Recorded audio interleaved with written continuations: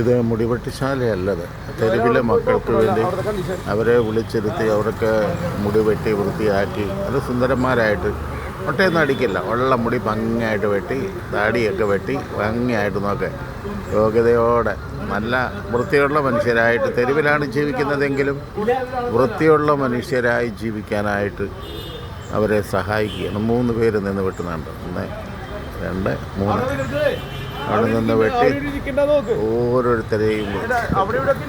എൻ്റെ പ്രിയപ്പെട്ട സഹോദരങ്ങളെ, തെരുവിലായിരിക്കുന്നവർക്ക് ക്രിസ്തുവിനെ കണ്ടുകൊണ്ട് രാവിലത്തെ ആഹാരം കഴിച്ചു. അതിനുശേഷം ചിലർക്ക് വസ്ത്രങ്ങളൊക്കെ കൊടുത്തു.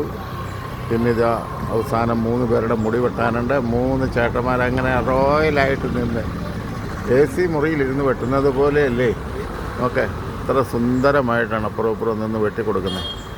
എൻ്റെ പ്രിയപ്പെട്ട സഹോദരങ്ങളെ, ഇതുപോലൊരു ദൈവസ്നേഹത്തിൻ്റെ പ്രവൃത്തി നമ്മളാൽ കഴിയുന്നത്. മുടിവെട്ടാൻ പോകണമെന്നൊന്നും പറയുന്നില്ല. ആഹാരം കൊടുക്കാൻ പറ്റുമെങ്കിൽ അങ്ങനെ, ഇച്ചിരി നേരം വർത്തമാനം പറയാൻ പറ്റുമെങ്കിൽ അങ്ങനെയൊന്നും അല്ലാതെ ഏത് തരത്തിലായാലും ഇത് നമുക്കൊരിക്കലും മറക്കാൻ പറ്റില്ല. ഇവരുടെ കൂടെ ഞാനും വന്ന് ഇങ്ങനെ ഇരുന്ന് കാണും, അവരുടെ കൂടെ ഇരിക്കും, അവർക്ക് വേണ്ടി പ്രാർത്ഥിക്കും, അവരോട് വർത്തമാനം പറയും. ഭയങ്കര സന്തോഷമാണ്, എല്ലാവർക്കും ഭയങ്കര സന്തോഷമാണ്.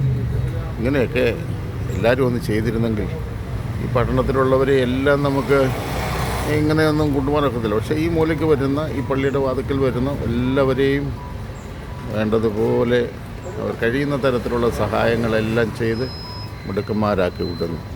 ദൈവസ്നേഹത്തിൻ്റെ പ്രവൃത്തി. ആമേൻ.